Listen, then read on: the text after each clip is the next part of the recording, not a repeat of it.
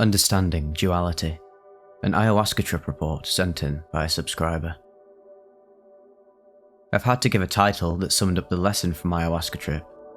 It would be Understanding Duality. A brief background to myself and the reasons for seeking out ayahuasca. At the time, a young woman from Britain who has experienced a fair deal of depression throughout my life.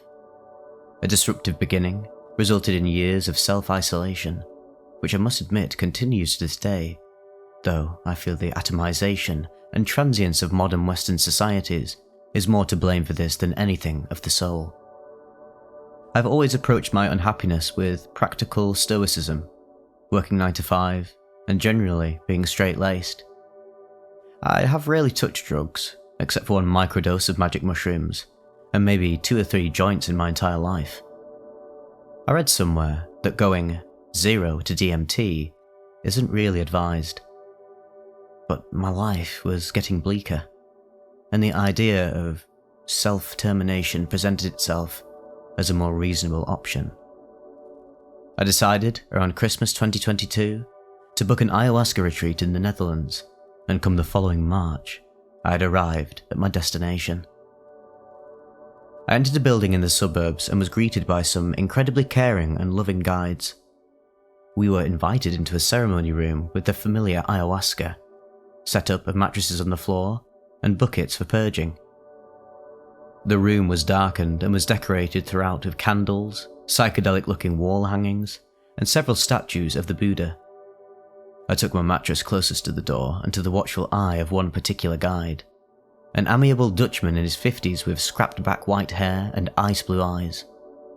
I'd been extremely nervous prior to the trip, and during my journey over from Britain very early that morning, I had asked the universe for a sign that I was doing the right thing. My biggest fear was developing a long-term mental health complication, such as psychosis or depersonalization, stories of which a more intensive search on Reddit will reveal among all the countless profound and beautiful stories of ayahuasca. When I was walking through the Dutch market town towards the retreat, I saw a driving school exiting a junction, and on the box sign advert above the car were the words, "No stress."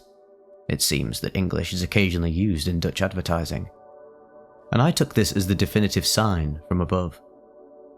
Back to the ceremony, and it's time to drink the concoction of the DMT and MAO inhibitor that make up ayahuasca. The taste was somewhat bearable, chased by some peppermint sweet. I lay back on my mattress, and around 10 minutes later I start to see visuals, tiny moving lines of fractals, mostly in colours of greens and oranges. I have this familiar feeling like I have been here before. I make a decision that my approach to tripping would be one of non-surrender. I will fight it by not letting go, and this meant intellectually analysing everything that was shown and repeating a running commentary to myself. I felt apprehensive, but not fearful. I started to very quickly lose my sense of identity and language though, and became fixated on remembering my name, which contained 4 syllables, until all I could remember was the last 2. The fractals became brighter, and the geometric shapes faster in their rotations. The pattern seems to have a slight African theme to it. My sense of language somewhat returns, and I reassure myself I am who I am, that I am in this room in the middle of the Netherlands, and that I have taken a very strong psychedelic. Only when I'm reiterating this do I become very much aware that my voice is that of a baby. It was pure, innocent, and squeaky.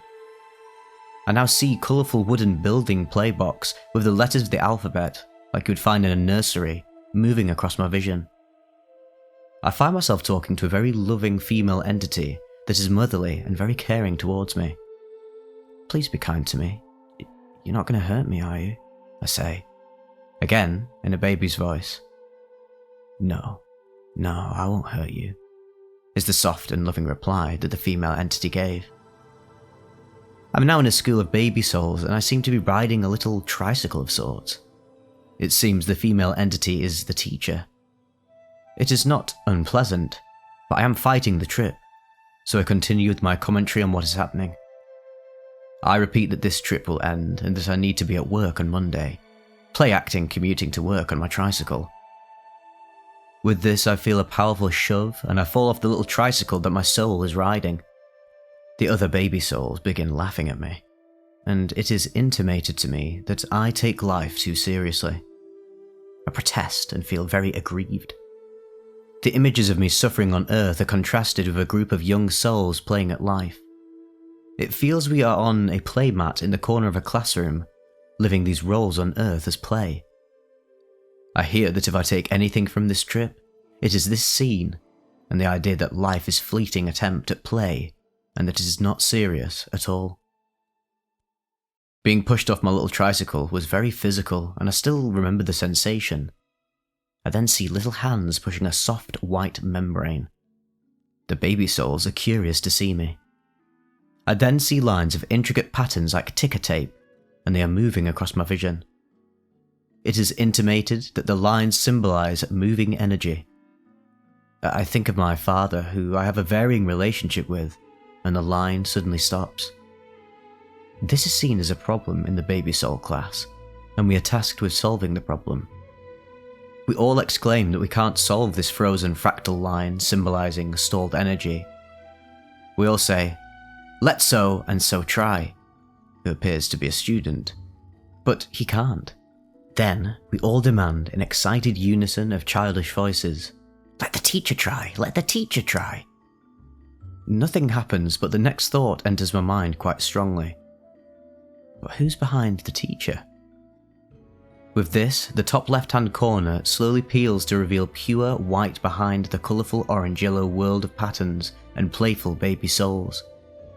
It is like wallpaper peeling at the top edge to reveal the plain white wall behind. This does not feel good. This is when the trip goes wrong and plunges me into loops of despair with suicidal contemplation. Things become confusing and time is not remembered chronologically. Next thing I see in front of me is the Dutch guide. He is smiling a big smile and next giving me a hug.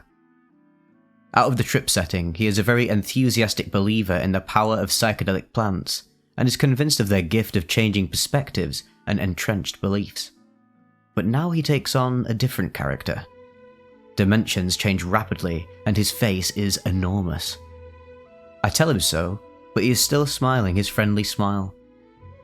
I believe he slightly bumps me with the top of his head in an affectionate manner, but all I see are little versions of his head disappearing down to the floor. I say this is difficult, and I also say I'm coming out of it.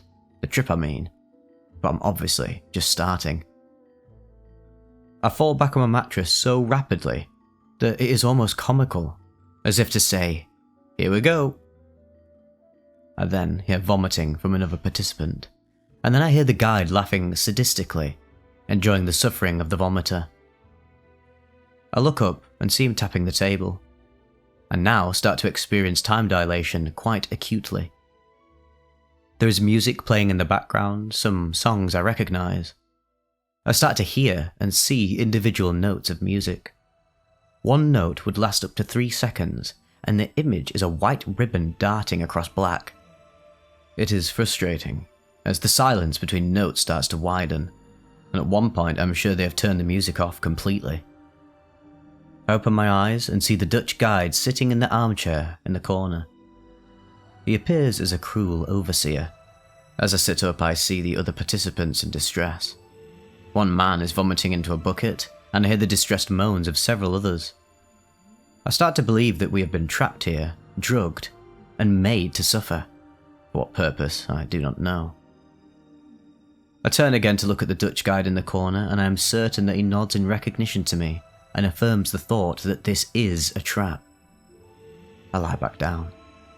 Again, the chronology of events is hard to remember, but I do remember the feelings and images. I sit up again, and this part is distinct and clear. In the ceremony room, there is to my right a large relief of Buddha's head, which depicts him with a peaceful smile upon his face. When I looked at this serene depiction of the Buddha, now all I see is a menacing grin that seems to move. I then close my eyes, and I'm transported back to the driving school I saw earlier that day. The car is driving erratically, and the box sign now screams, "Be stressed." The scene feels very much of a horror film. There is a German gentleman next to me, and he's now sitting up with the guide sitting close on the mattress. I see that the German is receiving a second shot glass of DMT. I see the German hesitate with the shot glass, and everything is in slow motion and juddery, like a video that malfunctions. I say, "It's difficult," out loud, a dispassionate description of a trip starting to go wrong. I feel that he does not want the second DMT shot, but the guide wants him to have a bad trip, and the German is reluctant for good reason, as we are all suffering in this very room. I ask them both what time it is, and he replies, "There is no time here." A reasonable response from a trip sitter to a person having a trip, as in, "Don't worry, enjoy the trip." But this is not how it is received. The paranoia is getting stronger. I've been trapped, poisoned, deliberately confused, and now the concept and passage of time have been held hostage by this man, this guide, this malevolent creator. Creator. Maybe there is an analogy with this world. That all is bad and all is suffering, and there actually is no meaning. All is for entertainment and unknown motives of a cruel deity. I lie back and continue to look at the guide sitting on the German's bed.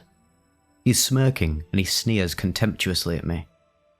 I feel persecuted, but try to reject this feeling by telling myself that he is good and this place is healing and that ayahuasca is a beneficial drug. I keep telling myself this, but I cannot escape this hell. The German drinks and the guide walks away. The dimensions of the bed change and I am swallowed. I am sinking. I look up to see the German high above me to my left. I close my eyes and the German says, "It's disgusting!" So loud, but it feels close and intimate as if within my head. I think that this is what schizophrenia must be like. I then get stuck in this mental loop of sorts. I think the thought that I have ruined my life, that will never be the same again. I will have a nervous breakdown, I'll develop psychosis, etc. I keep repeating that I am in the Netherlands and that it's the afternoon and soon I'll be enjoying a lovely dinner with some fellow psychonauts. The words make little sense, and I have problems sounding them in my mind. I cannot understand a word of more than 2 syllables.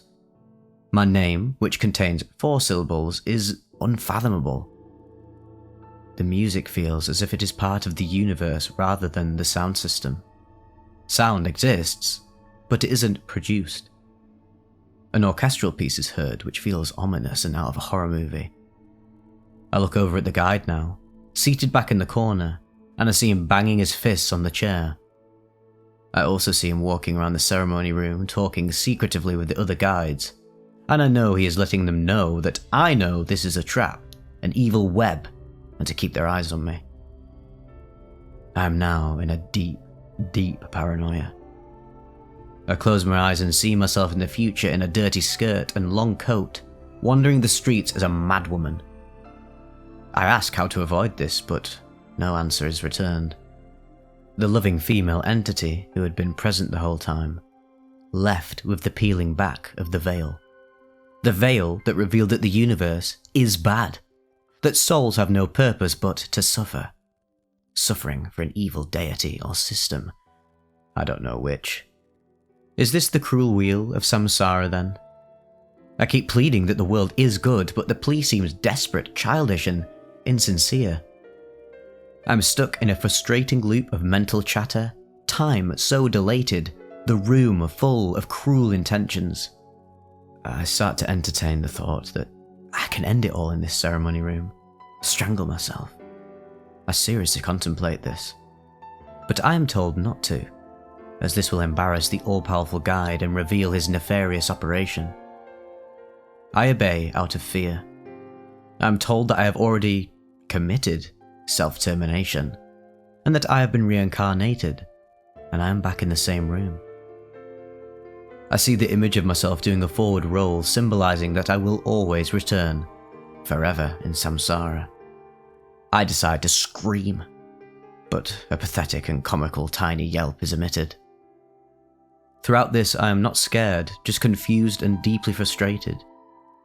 I will myself to feel the deep sorrow as I previously have felt at the darkest times in my life. If I am going to contemplate you know what, experience psychosis, then I need to test it fully. My solar plexus starts to feel dread, but to my surprise, it is not that deep or devastating. I find I can change my thoughts, and the trip then changes. I say, whatever. It doesn't matter. Good or bad, it just doesn't matter. Things then become brighter and more hopeful. The room shifts from the ominous darkness. I never get tired, I never get stressed. An external voice comes to me saying these words. This is repeated several times and linked to the concept of reincarnation, that we have many lives and all experience is desirable. I see a dancer that resembles Shiva in the Nataraja. Shiva being the god of destruction, and the Nataraja being the cosmic dancer showing the movement of life. The name and symbolism only discovered after the trip. I say repeatedly and triumphantly and with conviction the line, "To go through the ages of man, what a delight, what a delight." I say what a delight several times, quietly. I see the guide sitting in the chair, a much more benign figure than before. I see him go through the stages of man, banging his fists angrily like a caveman, to then conducting Mozart in the air with his fingers. The German next to me is grunting, and I quietly beseech him to evolve and rise through the ages. The main lesson of the bad trip was to show that I need to understand duality. If I cling to good, bad must still exist as a contrast or a threat. If my mind focuses on bad, I will always sabotage the possibility of good. What I need to do, what I must do, is flow more. Understand I cannot change this world to what I want, which is a utopia based off justice. I am now back with the caring female spirit and teacher, and the concerned baby souls tell her that I have gotten into the toy box, and protest that I am playing with the bad toys. The toy box represents disguises and costumes and mindsets. The female teacher holds me. The idea of purpose comes up, and I throw my little arms in the air and say, I want to save the world and become a doctor. Back to Shiva, and I sit up and dance with my arms showing the joy and sorrow of this world, violence and abandonment, followed by joy and holding. I stab the air and push away, and to bring back like a loving mother. I become a bit more self-conscious, and know that now the ayahuasca is leaving me. I've been looking forward to getting around to this report. It was sent to me in December of 2023, so many thanks to E. Richards, you know who you are. I thought this was a great ayahuasca trip report, and the real thing that springs out to me is her insistence on rejecting and suppressing the experience, enacting the technique of non-surrender, which I don't think I've actually ever seen before, and perhaps, although this is just my analysis of the report based upon what went down, this may have made the experience more horrifying than it would have been if they had just surrendered. I mean, how many times have we said in the past, and how many times have spiritual teachers, psychonautic gurus, how many times have they hammered home the fact that surrender is one of the most crucial elements of not only the psychedelic experience but spirituality in general? Because what are you surrendering to? You're surrendering to the entirety of reality. You're surrendering to the self, or no self, depending on how you want to look at it. You're surrendering to basically what you are underneath all of the separation. Surrendering to God mind. Since God is selfless, or the big self, and in a sense the big self equates to complete selflessness, it's like how there's the paradox of God is everything and nothing at the same time. To be the big self / ultimately selfless means that for everything and anything to exist, God / source has to embrace all parts of itself, and part of the human journey, or the soul journey, is seeing the reality and beauty within this, and thankfully, despite the insistence on not surrendering to the experience, eventually I feel like the experience played out in a way that allowed them to surrender to, duality, and to sacrifice their insistence on reality being good, because it's like this word good that they're using, and the good for most people is good for me. Like, what is my idea of a better world? It's a better world for me and my ideas of it. But actually, the world is much more intricate and complex and nuanced than the reductionistic generalization of what an ego wants it to be. An ego just wants it to be all fun, all games, all pleasure, all happiness, and this is quite a sad, depressing world in a sense. If you actually imagine it, if there was just literally just complete and utter happiness all the time, 100%, there is no strife, and there's no cosmic drama going on. There's no back and forth play. That's really what is going down with duality. Is there's a play between good and evil, quote unquote. And actually, when you combine these together into say non-duality, you see that it's all good, but it's a different type of good. It's not the human lower good, it's the highest good of the universe, for everything to exist and coalesce and interweave in the most beautiful, poetic way possible. And sometimes it's hard to see that through the darkness. And really the hardest thing about the spiritual path, and really the hardest thing ever in life, is to see the love in the horror, love in the darkness. And I mean, I'm not 100% capable of this at all, I have to be honest with myself, but even as a child I was always very enamoured by the beauty in terror, probably why I was playing Silent Hill at like 5 years old. But it has stuck with me, and maybe it has perhaps warped my psyche a little bit, but it is also one of the major factors in me pursuing spirituality and delving deep into like the evil in the world, the evil within myself, which, to be honest, the evil within myself is much more important for me to address than going out and trying to save the world, quote unquote. To save the world, in a sense, you sort of have to fix yourself, because if you don't fix yourself, all your egoic, devilish BS is going to spill out into the world, and you think you're helping it because everybody thinks they're the hero, don't they? Everyone thinks they're acting from good intentions, when in essence I don't think that any evildoer really wakes up like, oh right, what evil are we going to do today? Right, let's get the checklist out. Right, we'll do this evil to the local community, we'll do some evil to myself, etc. I don't really think that's how the mind operates. And the evil that is performed is sort of a self-serving good as performed by egoic, dense minds, really. They don't realise what they're doing, because if they did realise what they were doing, they'd have an existential crisis, and their whole mind and ideas of what they're doing would shatter and crumble, and they would be forced to, well, basically go through an awakening, really, to their own. Really, just to tie this back round, I'm glad that this wasn't just an ayahuasca horror trip, and that her idea to resist the trip totally didn't actually backfire. In a sense, maybe it perhaps made it deeper, because there's some definite reason for why she wanted to do that. It's not actually common for someone to be like, right, okay, I'm actually going to go in and not surrender.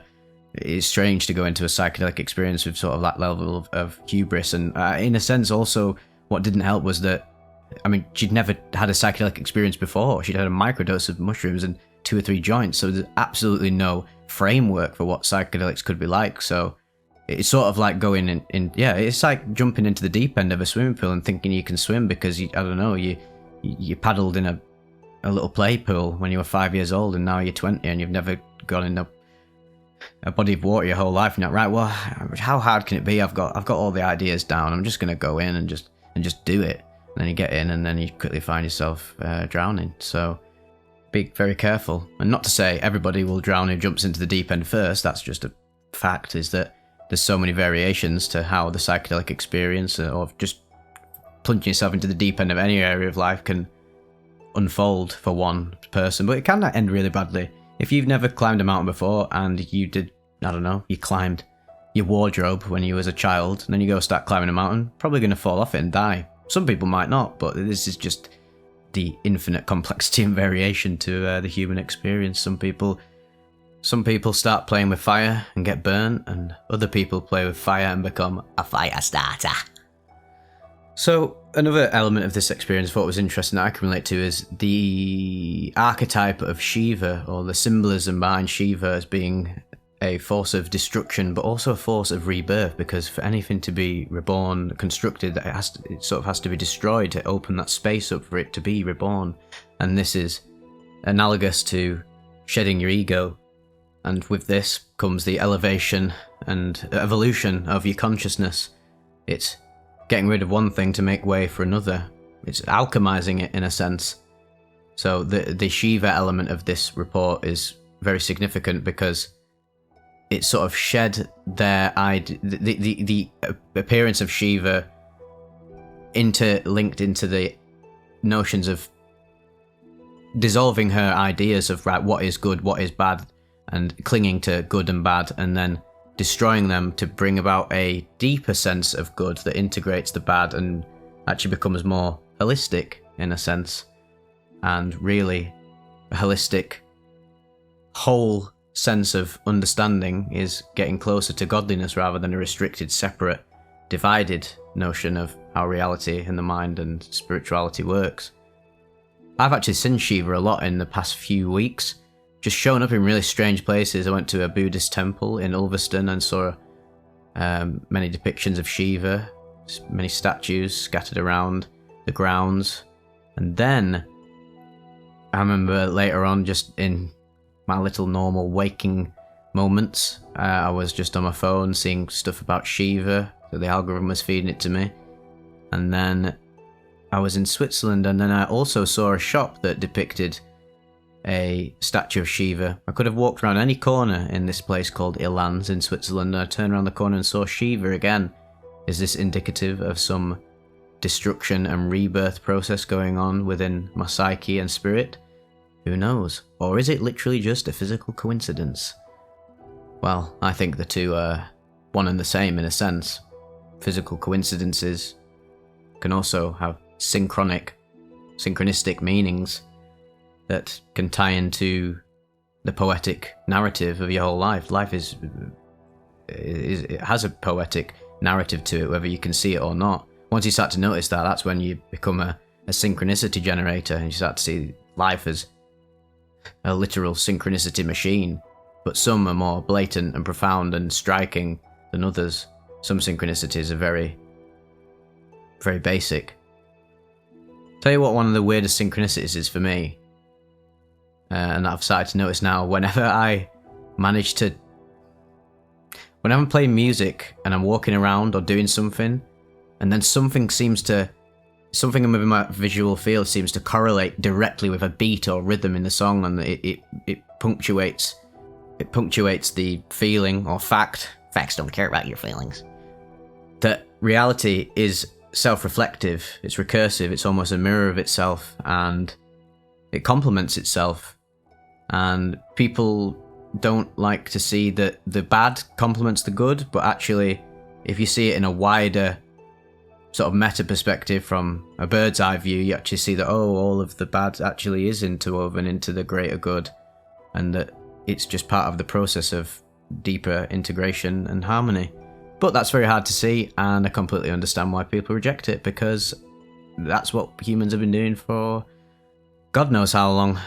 Because we just are like pleasure junkies, and we're just constantly seeking like unfettered happiness. And actually, I said this to myself the other day, I was like, I'm sick of just enjoying myself. I need to start pushing myself a bit more and suffering in a constructive way.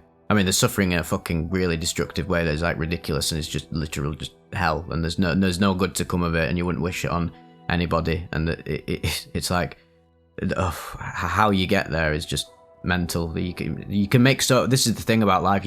You're free to literally create hell for yourself. And how do you create hell? You create it through unconsciousness. You got to be very honest. How did you end up in your hellish situation? I mean, there's always external factors, but it takes two to tango.